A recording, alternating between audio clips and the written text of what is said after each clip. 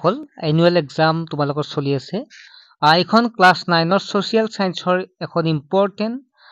annual এক্সামৰ question যিখন কুৱেশ্যনৰ পৰা তোমালোকৰ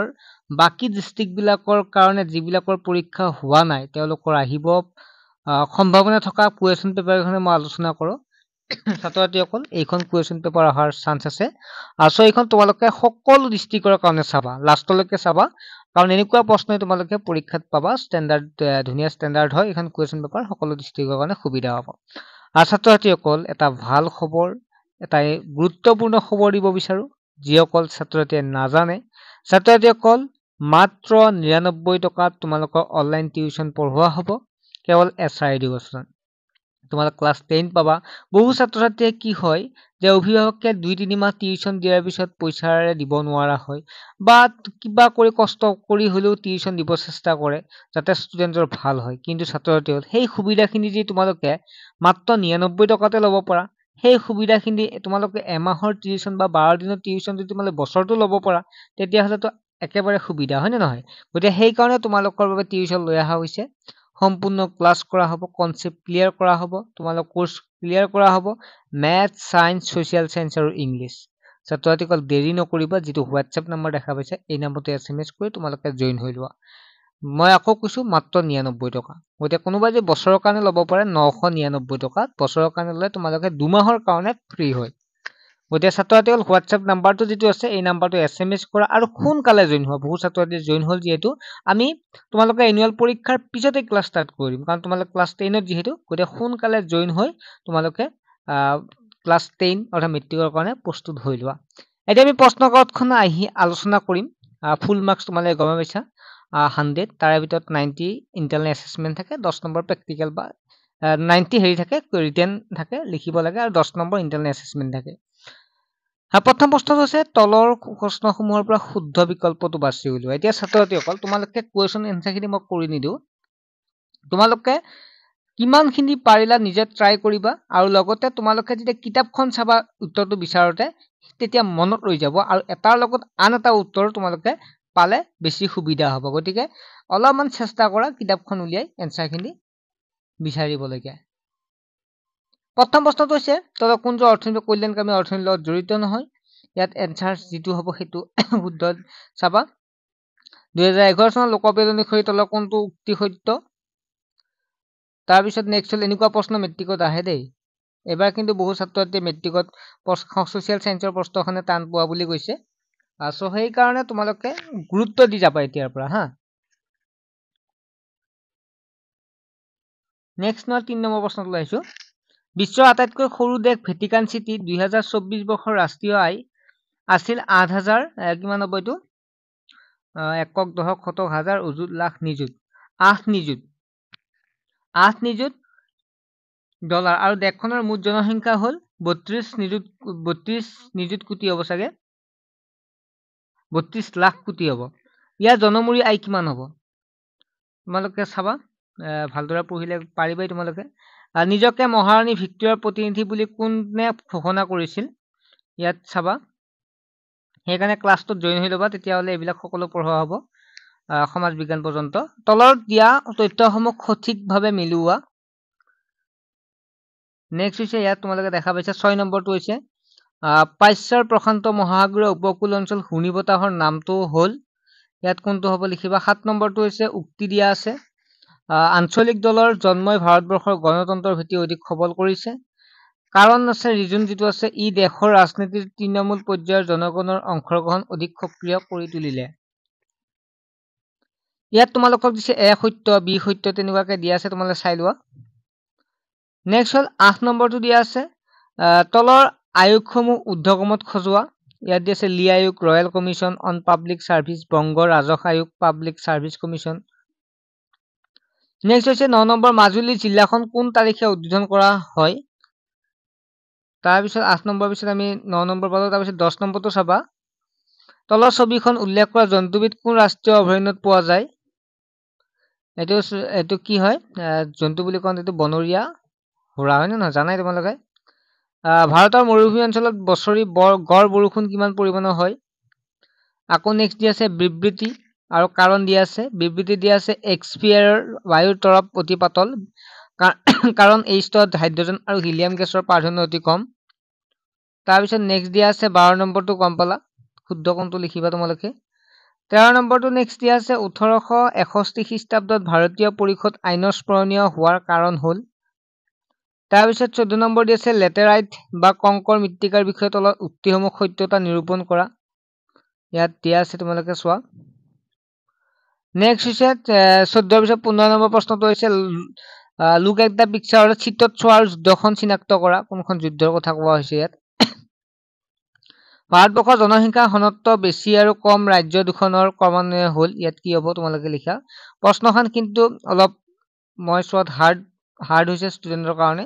তথাপিতো কিন্তু এনেকুৱা প্ৰশ্ন মেট্ৰিকত আহিব এনেকুৱা প্ৰশ্ন কিছুমান পাবা গতিকে সেইকাৰণে এতিয়াৰ পৰা পঢ়িব লাগিব সেইকাৰণে চেষ্টা কৰিছে যাতে ষ্টুডেণ্টখিনি এতিয়াৰ পৰাই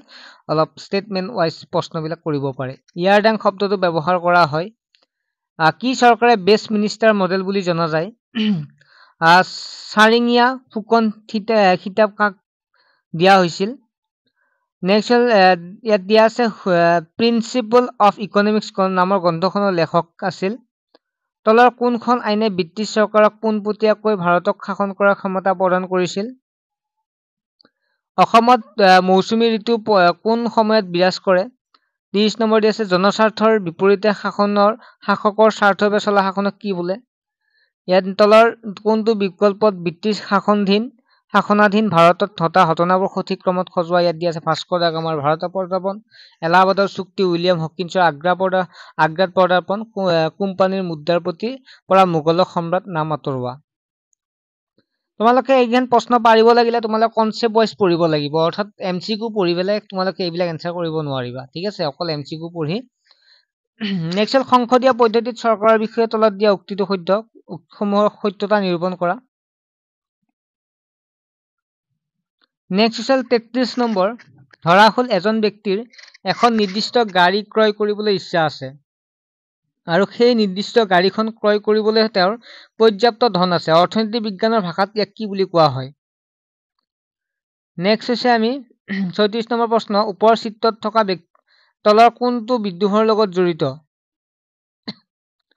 নেক্সট হৈছে আকৌ দিয়া আছে বিবৃতি এ বুলি দিয়া আছে ইয়াত দিয়া আছে যুক্তৰাষ্ট্ৰীয় চৰকাৰৰ পদ্ধতিৰ ক্ষমতা বিকেন্দ্ৰীকৰণ হয় নেক্সট কাৰ্যপালিকা বিধানমণ্ডল আৰু ন্যায়পালিকা নিজৰ কৰ্মক্ষেত্ৰত স্বাধীন ইয়াত দিয়া আছে নেক্সট 36 নম্বৰ প্ৰশ্ন দিয়া আছে কি হৈছে মানৱ জাতিৰ দৈনন্দিন জীৱনৰ কাৰ্যাৱলী অধ্যয়ন হৈছে অৰ্থনীতি কথাষাৰ কোনে কৈছিল 37 নম্বৰ একে দিয়া আছে স্বাধীনোত্তৰ কালত ভাৰতত দৰিদ্ৰতাৰ সমস্যাটো বেছিকৈ গা কৰি উঠিছিল ইংৰাজ শাসনৰ ভাৰতত সম্পৰাজীৰ বহিগমন নেক্সট হৈছে এখন প্ৰশ্নখন অলপ ষ্টেণ্ডাৰ্ড হৈছে দেই তোমালোকে অলপ পঢ়িব লাগিব যিসকলে এনেকুৱা যদি প্ৰশ্ন আহে তোমালোকে কিন্তু অলপ পঢ়িব লাগিব যিসকলে ওপৰে চাই যায় কোনো কৰিব নোৱাৰে পৰীক্ষাত যে কান্দি দিব লাগিব এনেকুৱা প্ৰশ্ন কাৰণ বহু ছাত্ৰই কি কৰে জানে মাত্ৰ কিতাপৰ পিছফালৰ প্ৰশ্নকেইটা আনে অলপ মুখস্থ কৰি যায় বা আৰু মাজত কি আছে একো নাই সেইবিলাক কনসেপ্ট একো নাই গতিকে তেনেকুৱা ছাত্ৰছাত্ৰীয়ে এইবাৰ গম পালা তোমালোক কেনেকুৱা প্ৰশ্ন আহিছে সো সেই কাৰণে 10ত ভালকে পঢ়িব লাগিব নহলে মেট্ৰিকত কিন্তু তেনেকুৱা কৰিলে নহব সেইকাৰণে আৰম্ভণিৰ পৰা পঢ়া সোশ্যাল সায়েন্সখনো তোমালোকে পঢ়িব লাগিব বহু ছাত্ৰতে ম্যাথছ বা সায়েন্স বা ইংলিশ খিনিত গুৰুত্ব দিয়ে বাকি সাবজেক্ট খিনি গুৰুত্ব নিদিয়ে সেইকাৰণে ৰিজাল্ট গৈ ইমান ভাল নহয় ম্যাথছতো হেয়ে হয় আৰু বাকি সাবজেক্টে হেয়া হয় গতিকে আটাইখিনি গুৰুত্ব দিব লাগে মোৰ মতে যিখিনি সহজ সেইখিনিত বেছি গুৰুত্ব দিব লাগে যাতে সেইখিনিত ভাল মাৰ্কছ এটা ল'ব পাৰি নেক্সট হ'ল থাৰ্মোস্ফিয়াৰক আয়নোস্ফিয়াৰ বুলিও জনা যায় তাৰপিছত বৈদ্যুতিক আধাৰ সম্পন্ন কৰা আয়ন কণা এই স্তৰতে পোৱা যায় কাৰণ কি হ'ব ইয়াত ধুনীয়াকৈ দিয়া আছে 39 নম্বৰ প্ৰশ্নটো হৈছে চিত্ৰটো চোৱাৰ প্ৰতিষ্ঠানটো চিনাক্ত কৰা আলিগড় মুছলিম বিশ্ববিদ্যালয় প্ৰেসিডেন্সি বিশ্ববিদ্যালয় থিওসফিকেল সোসাইটি আৰু বিজ্ঞান সমিতি নেক্সট হৈছে মহগড়ৰ যুদ্ধত আহোম ৰাজ্য চন্দ্ৰকান্ত সিংহক পৰাজিত কৰি মানসকলে অসমৰ কোন কোন অঞ্চল আক্ৰমণ চলাইছিল ইয়াত দিয়া আছে হেৰিবিলাক তোমালোকে চোৱা কেপ্টেইন ৱেলছৰ সাহেবে অসমৰ বিষয়ে লিখা টকাত সেই সময়ত আটাইতকৈ দামী বস্তুটো কোনটো বুলি কৈছিল ভাৰতীয় জাতীয় কংগ্ৰেছৰ পতাকাৰ মাজত কিহৰ চিত্ৰ অংকন কৰা আছে নেক্সট হৈছে ইয়াত কি দিছে arise awake and stop not till the goal is reached whose philosophy was it কাৰ দৰ্শন আছিল এইটো ইয়াত ব্যক্তিবিলাকৰ নাম দিয়া আছে 44 নম্বৰ প্ৰশ্নটো হৈছে বিবৃতি দিয়া আছে তোমালে নিজে পঢ়িবা আৰু ৰিজন দিয়া আছে মেইনলি এনেকুৱা প্ৰশ্ন আহিছে এনেকুৱা প্ৰশ্ন কিন্তু ষ্টুডেন্টে টান পায় গতিকে পঢ়িব লাগিব সিমানে কথা যিসকল ছাত্ৰছাত্ৰীয়ে পঢ়া নাছিলে এনেকুৱা প্ৰশ্ন আহিব বুলি আগতে ভবা নাছিলা কিন্তু এবাৰ এনেকুৱা প্ৰশ্ন আহিছে মেট্ৰিকতো তেনেকুৱা প্ৰশ্ন আহিব গতিকে পঢ়িব লাগিব ঠিক আছে ক অংশৰ লগত খ অংশ মিলাই শুদ্ধত্ব বাছি লোৱা কনসেপ্ট ওয়াইজ লাগিব ইয়া চোৱা আটাইখিনি কনসেপ্ট লাগিব ইয়াত কোনটো অংশ কিহত আছে জাপানৰ পইচাৰ কি বুলি কোৱা হয় তেনেকুৱাকে হিন্দি তোমালে কনসেপ্ট লাগিব ওপৰে ওপৰে পঢ়ি গৈ ভাল মাৰ্কছ এটা ল'ব নোৱাৰিবা ইংৰাজৰ সময়ত স্থানীয় স্বায়ত্ত শাসনৰ জৰিয়তে কেনে ধৰণৰ পৰিৱৰ্তন হৈছিল লিখা নেক্সট হল নাইবা মন্টেগু চেমছফোৰ্ড প্ৰতিবেদনৰ মূল বিষয়বস্তুৰ বিষয়ে আলোচনা কৰা 1905 খ্ৰীষ্টাব্দ হতা কোনো দুটা ঘটনাই ভাৰতীয় জাতীয় কংগ্ৰেছৰ ভিতৰচৰত চাঞ্চল্যৰ সৃষ্টি কৰিছিল নেক্সট হল গোবিন্দ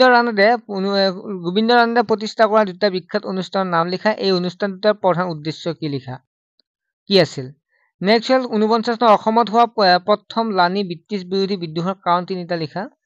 নেক্সট নাইবা এটো লিখিব পাৰে ইয়াণ্ডব সন্ধি কেতিয়া আৰু কাৰ কাৰ মাজত হৈছিল এই সন্ধিৰ উল্লেখযোগ্য ফলাফল কি আছিল নেক্সট ভূগোল খণ্ড যেটো আছে ভাৰতবৰ্ষৰ উপকূল ৰেখাৰ দৈৰ্ঘ্য কিমান নেক্সট দিয়া আছে উপত্যকা বতাহ আৰু পাৰ্বত্য বতাহৰ মাজত পাৰ্থক্য কিমান ইংলিশ মেডিখিনি আৰু পঢ়ি থকা নাই যাতে দিহল হ'ব প্ৰশ্নটো তোমালে চাই লবা নিজে বৰ্ষাৰণ্য কাক বোলে অসমৰ বৰ্ষাৰণ্যৰ বৈশিষ্ট্য লিখা বহনক্ষম উন্নয়নে বৰ্ধিত জনসংখ্যাই পৰিৱেশৰ ওপৰত কৰা বিৰূপৰ প্ৰভাৱ কেনে ধৰণৰ ৰোধ কৰিব পাৰে বুজাই লিখা নদীৰ গতিপথত ক'ত কেনেকৈ বালিচৰ সৃষ্টি হয় লিখা পৃথিৱীৰ প্ৰধান চাপবলয়কেইটা বৈশিষ্ট্য আলোচনা কৰা নেক্সট ৰাজনীতি খণ্ডৰ পৰাও আহিছে তোমালোকৰ কাৰণ তোমালে জানাত চাৰিটাকৈ খণ্ড আছে তোমালোকৰ এখন সুস্থ সমাজ সুস্থ সবল গণতান্ত্ৰিক ৰাষ্ট্ৰ গঢ় দিয়াত ৰাজনৈতিক দল হ'ব লাগিব অত্যন্ত প্ৰহৰী